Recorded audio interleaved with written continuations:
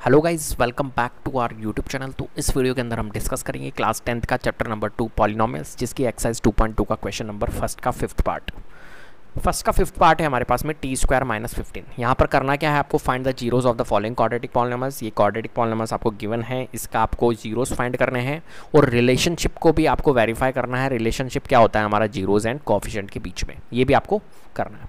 तो मैं रिकमेंड करूंगा सबसे पहले तो आपने अगर फर्स्ट टू फोर्थ पार्ट की वीडियोस नहीं देखी तो, क्योंकि हम इस वीडियो के अंदर फिफ्थ पार्ट डिस्कस करेंगे, तो जाहिर सी बात है कि हमने first to fourth part discuss कर लिए होंगे। अगर आपने नहीं देखी तो प्लीज़ उन वीडियोस को जरूर देखना, जिससे कि आपके कॉन्सेप्ट्स क्लियर हो। और इंट्रोडक्शन पार्ट ज़रूर देखना, 28 to 30 मिनट्स की वीडियो है, पूरा चैप्टर मैंने वहाँ पर डिस्कस किया है, तो हर एक चीज़ वहाँ पर डिस्कस की गई है। क्योंकि देखो, किसी भी क्वेश्चन में पॉसिबल नहीं हो पाता है कि हर एक कॉन्सेप्ट को समझा पाए, ठीक है। तो इंट्रोडक्शन पार्ट इसलिए ही बनाया जाता है जिससे कि स्टूडेंट को बहुत हेल्प मिले इस चैप्टर को समझने के लिए।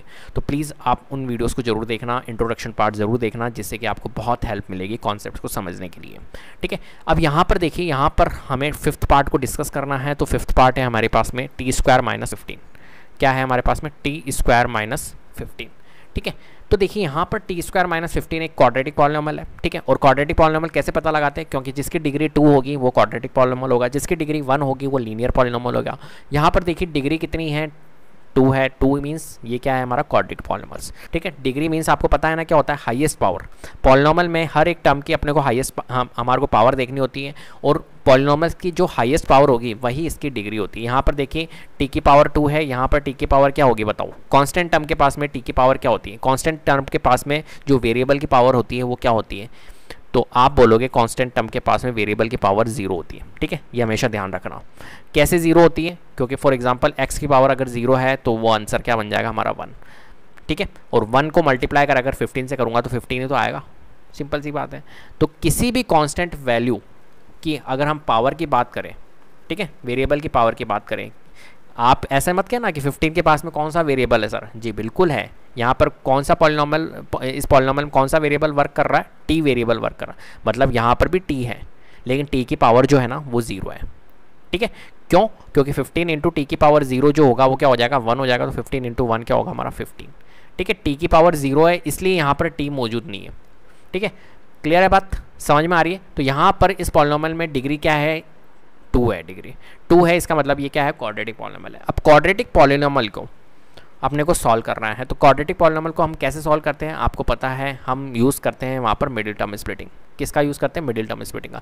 लेकिन यहाँ पर क्या मिडिल टर्म स्प्लिटिंग लगेगी क्या? नहीं लगेगी। क्यों नहीं लगेगी? क्योंकि यहाँ पर हमारे पास में क्या नहीं है। देखिए, मिडिल टर्म स्प्लिटिंग लगाने के लिए फॉर्मेट क्या होना चाहिए आपके पास में? ये वाला फॉर्मेट होना चाहिए, a x square plus b x plus c, जहाँ पर एक्स स्क्वायर का भी टर्म होना चाहिए, एक्स का भी टर्म होना चाहिए और कॉन्स्टेंट टर्म भी होना चाहिए। देखिए यहाँ पर आपके पास में स्क्वायर वाला टर्म है, टी स्क्वायर मौजूद है, आपके पास में कॉन्स्टेंट टर्म है, लेकिन आपके पास में x का टर्म नहीं है, मतलब t का टर्म नहीं है। यहाँ पर t वर्क कर रहा है, x वर्क नहीं कर रहा है, तो यहाँ पर t का आपके पास में कोई टर्म नहीं है।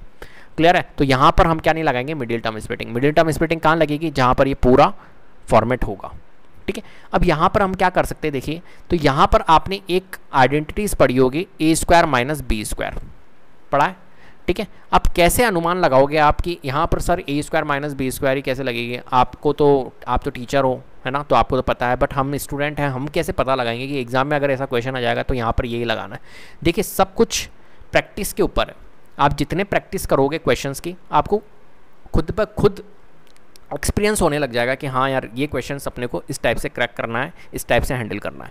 क्लियर है? अब देखिए यहाँ पर टी स्क्वायर माइनस 15 है ना, तो मेरे को ये देखिए फर्स्ट वाला जो टर्म है वो तो स्क्वायर दिखा, कोई दिक्कत नहीं। अगर मैं इसको भी स्क्वायर के फॉर्मेट में लिख दूँ तो हमारा ये फॉर्मेट बन जाएगा या नहीं बनेगा? बताइए, बनेगा ना। तो हम क्या कर सकते हैं? इसको टी स्क्वायर, और कोई हमारे पास में कोई इसका कोई सोल्यूशन भी नहीं है जिससे कि हम कोई दूसरा तोड़ निकालें, ठीक है। ये इसी तोड़ से होगा, इसी सोल्यूशन से होगा। तो टी स्क्वायर माइनस, देखिए अब 15 के लिए मैं क्या करूँगा? यहाँ पर 15 के लिए क्या कर सकता हूँ? देखो ये 15 क्या है? परफेक्ट स्क्वायर नंबर नहीं है, आपको पता है। अगर 15 की जगह हमारा 16 होता ना तो हम कह सकते थे कि ये तो भैया 4 का स्क्वायर होता है।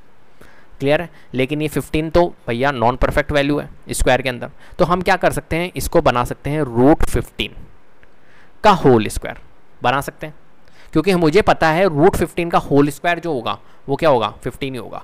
क्यों? देखिए रूट 15 को जब मैं रूट 15 से मल्टीप्लाई, स्क्वायर मतलब यही तो होता है 2 टाइम्स, तो रूट 15 को जब रूट 15 से मल्टीप्लाई करूंगा तो क्या आएगा हमारा? रूट 225। और 225 किसका होता है? स्क्वायर रूट 15 का होता है, ठीक है। या आप क्या कर सकते हो, जब भी रूट में दो वैल्यूज़ होती हैं और दोनों वैल्यूज सेम है, जैसे रूट 15 और रूट 15 दोनों वैल्यूज सेम है और रूट के अंदर है, तो रूट इनका क्या हो जाता है, रिड्यूस हो जाता है, तो आंसर जो आएगा ओनली क्या आएगा, 15 आएगा। ठीक है, आप ऐसा भी कर सकते हो। क्लियर है। तो आपकी इच्छा है 15 इंटू 15 मत कर देना यहाँ पर, ऐसा नहीं कि रूट से रूट कट 15 इंटू 15 225, नहीं 15 ही आएगा। ठीक है, वैसे तो इसका सिंपल आंसर ये होता है, देखो 15 इंटू 15 क्या होता है 225 एंड रूट के अंदर है तो ये 15 आंसर आएगा इसका। क्लियर है क्या बात, क्लियर है। आप ऐसे कर सकते हो, देखो रूट 15 का स्क्वायर ऐसे लिखा हुआ है ना, तो कभी भी अगर ऐसे होता है ना रूट में और उसका भी स्क्वायर है, तो स्क्वायर से रूट कट होता है, ये हमेशा ध्यान रखना। स्क्वायर से कौन कट होता है, रूट कट होता है, तो स्क्वायर से मैंने क्या कट कर दिया, रूट कट कर दिया, बचा क्या, रिमेनिंग 15 बचा, तो ये 15 क्या होगा, हमारा आंसर होगा इसका। क्लियर है, समझ रहे हो मेरी बात को, मैं क्या समझाना चाह रहा हूँ आपको। तो देखिए यहाँ पर 15 बन गया, ये 15, तो हमने रूट 15 का स्क्वायर, बस 15 को हमने क्या लिखा, रूट 15 का स्क्वायर। ये फॉर्मेशन है बस, ये फॉर्मेट में क्यों बना रहा हूँ, क्योंकि मुझे बनाना है ए स्क्वायर माइनस बी स्क्वायर, इसलिए मैं ऐसा कर रहा हूँ। ठीक है, तो टी स्क्वायर माइनस रूट 15 का स्क्वायर, अब मुझे पता चल गया कि टी स्क्वायर माइनस रूट 15 का स्क्वायर मतलब ए स्क्वायर माइनस बी स्क्वायर हमारा बन चुका है। क्या बन चुका है, ए स्क्वायर माइनस बी स्क्वायर हमारा बन चुका है, जो कि होता है हमारा ए प्लस बी ए माइनस बी। ये आइडेंटिटीज आपने पढ़ी है ना, तो ए प्लस बी ए माइनस बी। अब मुझे बताइए यहाँ पर ए क्या होगा, मुझे बताइए ए क्या होगा यहाँ पर, तो आप कहोगे सर ए हमारा है टी, ठीक है, और बी की अगर हम बात करें तो बी क्या हो गया हमारा रूट 15। ठीक है, प्लस माइनस कुछ भी नहीं, ओनली रूट 15। ठीक है, ये तो आइडेंटिटीज में आता है, ये माइनस जो है ये आइडेंटिटीज में आता है। देखिए ए स्क्वायर माइनस बी, तो ए स्क्वायर माइनस बी स्क्वायर ये जो फॉर्मेट लिखा हुआ था ये ए स्क्वायर माइनस बी स्क्वायर के फॉर्मेट में लिखा हुआ था, तो ए क्या हुआ, ओनली ए हुआ ओनली टी, और बी क्या हुआ, बी ओनली हुआ रूट 15। ठीक है, अब देखिए ए स्क्वायर माइनस बी स्क्वायर, तो इस फॉर्मेट में इसको लिख लीजिए। ठीक है, तो ए स्क्वायर माइनस बी स्क्वायर के फॉर्मेट में तो लिखा हुआ ही था, ए स्क्वायर माइनस बी स्क्वायर क्या होता है, ए प्लस बी ए माइनस बी होता है, तो ए प्लस बी और ए माइनस बी के फॉर्मेट में लिख लीजिए। तो ए क्या है हमारा, ए है हमारा टी, तो हम लिख लेंगे टी प्लस प्लस, फिर बी क्या है, बी है हमारा रूट 15, तो हमने लिख लिया ये लीजिए रूट 15। ठीक है, फिर है ए माइनस बी, ए क्या है हमारा टी और माइनस लगा हुआ है, और फिर बी क्या है हमारा रूट 15, तो ये लिख लीजिए हमने रूट 15। अब बताइए इनके बीच में देखिए टी प्लस रूट 15 फिर इंटू है टी माइनस रूट 15। ठीक है, तो एक तरह से ये फैक्टर हुए या नहीं हुए बताइए, मैंने आपको प्रीवियस वीडियो के अंदर भी सिखाया था। फॉर एग्जांपल मैं लिख दूं आपके सामने 6, और 6 के हमारे को अगर प्राइम फैक्टर्स निकालने हैं तो आप क्या कहोगे 2 और 3, ये तो, और हम फैक्टर्स को जब भी लिखते हैं तो ऐसे ही तो लिखते हैं 2 इंटू 3, बीच में क्या आता है, इंटू आता है। ठीक है, तो यहाँ पर भी देखिए टी प्लस रूट 15 ये एक है, फिर बीच में मल्टीप्लीकेशन है, फिर टी माइनस रूट 15, तो टी प्लस रूट 15 हमारा एक फैक्टर है और टी माइनस रूट 15 एक हमारा फैक्टर है। क्लियर है बात, समझ में आ गई। चलिए अब क्या करेंगे हम, t प्लस रूट 15 और t माइनस रूट 15 आ गया, जब ये अगर इस क्वाड्रेटिक पॉलिनोमियल के फैक्टर है तो इनके इक्वल में क्या होगा, हमारा 0 होगा। सिंपल सी बात है, अगर ये फैक्टर है इस पॉलिनोमियल के तो हमारा क्या होगा, इक्वल में 0 होगा। ठीक है, कह सकते हैं ना, तो हम लिख सकते हैं the value of t square minus 15 is 0 if t plus root 15 is equals to 0 और t is equals to t is equals to t minus root 15 is equals to 0। देखिए अब t की वैल्यू हम फाइंड कर सकते हैं ना, अगर हमारे पास में फैक्टर है तो फैक्टर से हम क्या जीरोस फाइंड कर सकते हैं, इक्वल में हमने 0 रख दिया, तो t की वैल्यू हम फाइंड कर सकते हैं। t प्लस रूट 15 हमारा ट्रांसपोज होगा तो क्या आएगा, माइनस का रूट 15। देखिए रूट 15 को हमने ट्रांसपोज कर दिया RHS साइड में, और यहाँ पर t की वैल्यू क्या आएगी, देखिए माइनस का रूट 15 ट्रांसपोज होगा RHS साइड में तो प्लस का रूट 15। ठीक है, तो t की वैल्यू एक तो माइनस का रूट 15 आई है और एक प्लस का रूट 15 आई है। क्लियर है बात, समझ में आ रही है बात। तो एक t की वैल्यू तो माइनस रूट 15, एक t की वैल्यू रूट 15, तो दो जीरोज हमारे फाइंड हो गए, एक तो माइनस रूट 15 एक रूट 15। ठीक है, अब हम वेरीफाई करते हैं रिलेशनशिप। तो relationship between the zeros and the coefficient of a polynomial क्या होता है हमारा, relationship between the zeros and coefficient of quadratic polynomial क्या होता है हमारा रिलेशनशिप इनके बीच में। देखिए अगर हम कोएफिशिएंट से अगर इनके सम ऑफ जीरोस फाइंड करें, ठीक है, ये होता है सम ऑफ जीरोस। ठीक है, अगर हम इनके कोएफिशिएंट से अगर zeros sum of zeros find करें तो सम ऑफ जीरोस का कोएफिशिएंट से फाइंड करने का क्या तरीका होता है, माइनस बी अपॉन ए। ठीक है, ये एक फॉर्मूला होता है। तो माइनस बी अपॉन ए से हम फाइंड कर सकते हैं। तो माइनस, तो फॉर्मूले में होता है माइनस बी, कौन होता है, बी होता है कोएफिशिएंट ऑफ एक्स होता है। ठीक है, देखिए यहाँ पर देखिए बी कौन है, यहाँ पर देखिए इस फॉर्मेट में बी कौन है, कोएफिशिएंट ऑफ एक्स। तो यहाँ पर देखिए कोएफिशिएंट ऑफ एक्स कौन है, तो कोएफिशिएंट ऑफ एक्स तो यहाँ पर कुछ भी नहीं है। क्या मौजूद है क्या, कोएफिशिएंट ऑफ एक्स मतलब कोएफिशिएंट ऑफ टी। देखिए यहाँ पर एक्स वेरिएबल नहीं है, यहाँ पर टी वेरिएबल काम कर रहा है। तो कोएफिशिएंट ऑफ टी बोलिए आप, कोएफिशिएंट ऑफ टी है क्या, यहाँ पर टी वेरिएबल ही नहीं है तो कहाँ से होगा, तो हम लिखेंगे 0। ठीक है, डिवाइडेड बाय कोएफिशिएंट ऑफ ए। देखिए यहाँ पर ए क्या है, यहाँ पर बताइए इस पॉलिनॉमियल को देखिए, और ए क्या है, ए होता है हमारा कोएफिशिएंट ऑफ एक्स स्क्वायर। देखिए यहाँ पर ए, देखिए कोएफिशिएंट ऑफ एक्स स्क्वायर कौन है, ए है। ए देखिए यहाँ पर कौन है, ए मतलब यहाँ पर कोएफिशिएंट ऑफ एक्स स्क्वायर नहीं देखना, टी स्क्वायर देखना, टी वेरिएबल काम कर रहा है यहाँ पर। तो कोएफिशिएंट ऑफ टी स्क्वायर कौन है, यहाँ पर ए है हमारा।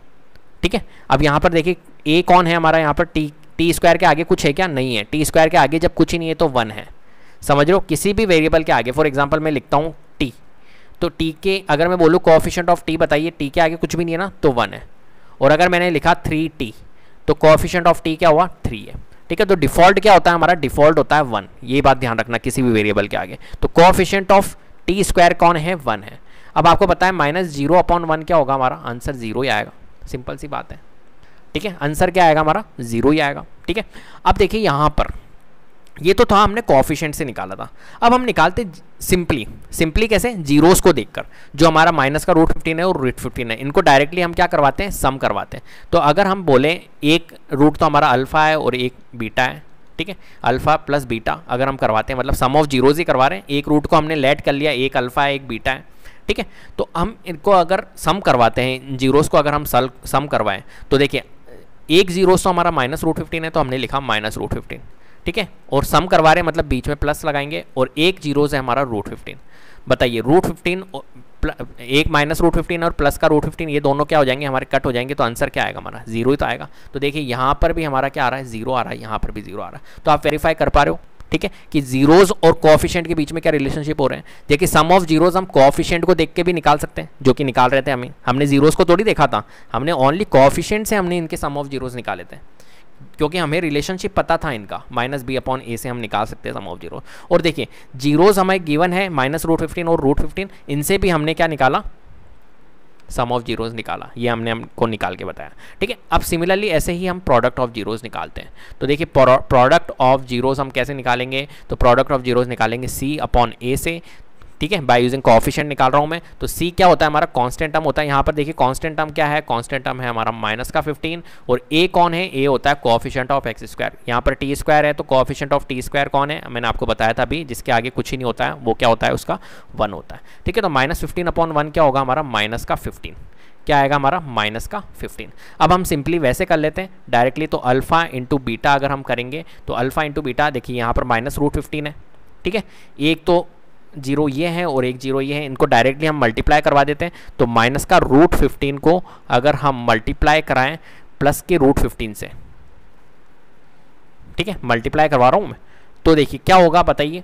तो आप एक तरह से इसको ऐसे भी लिख सकते हैं ना, माइनस √15 का होल स्क्वायर, आप इसको ऐसे भी लिख सकते हो, या आप डायरेक्टली भी करवा लो, माइनस √15 इंटू माइनस √15 क्या होगा, माइनस √15 इंटू √15 क्या होगा, माइनस का √25 ऐसे होगा, माइनस √25 जो कि सॉल्व होकर क्या हो जाएगा हमारा, माइनस का 15। 225 किसका होता है, माइनस का 15। या इस सिचुएशन को आप ऐसे भी लिख सकते हो, कैसे लिख सकते हो, √15 का होल स्क्वायर, और साइड में लगा देना ये माइनस साइन था ना, माइनस लगा दिया, और √15 का होल स्क्वायर। और मैंने आपको बताया था स्क्वायर से रूट कट सकता है, तो ये 15 बचा और बाहर माइनस है, तो माइनस का 15। अब यहाँ पर देखिए -15 आ रहा है, और यहाँ पर हमने वैसे करा था -15, और कोएफिशिएंट से करा था -15। तो ये रिलेशनशिप होता है एक तरह से जीरोज और कोएफिशिएंट के बीच में। तो sum of zeros and product of zeros हम क्वाड्रेटिक पॉलिनोमियल को देखकर भी निकाल सकते हैं, अगर हमें रिलेशनशिप पता है -b/a c/a। ठीक है, देखिए हमारे को सम ऑफ जीरोस, देखिए यहाँ पर हो क्या रहा है, यहाँ पर अपने को जीरोस भी पता नहीं है, मतलब हम इस क्वाड्रेटिक पॉलिनोमियल से ही हम जीरोस के sum of zeros and product of zeros निकाल रहे हैं, समझ रहे हो। और जीरोस आने के बाद में भी हम sum of zeros and product of zeros तो वैसे निकाल सकते हैं, लेकिन बिना अगर हमने जीरोस नहीं निकाले, मैं अगर आपको शुरू में क्वेश्चन दे देता t² - 15 एंड मैं आपको बोलता sum of zeros and product of zeros निकालो, तो आपको ये कैलकुलेशन करने की भी जरूरत नहीं है, आप डायरेक्टली भी sum of zeros and product of zeros निकाल सकते हो by using -b/a and c/a। Clear है बात, समझ में आ रही है मेरी बात को, ठीक है। तो ये रिलेशनशिप जब काम आता है जब आपको जीरोज भी फाइंड नहीं करने हो, डायरेक्टली आपको sum of zeros and product of zeros निकालने हो। तो देखिए आप डायरेक्टली भी निकाल सकते हो, पॉलिनोमियल्स आपको गिवन है और उससे आप निकाल सकते हो। क्लियर है? तो उम्मीद करता हूँ आपको वीडियो पसंद आया होगा। अगर वीडियो पसंद आई तो प्लीज़ लाइक कीजिए, शेयर कीजिए और चैनल को सब्सक्राइब कर लीजिएगा। बेल आइकन को जरूर प्रेस कर लीजिएगा जिससे कि अपकमिंग वीडियोज़ के नोटिफिकेशन आपको टाइम टू टाइम मिलते रहे। Thank you so much.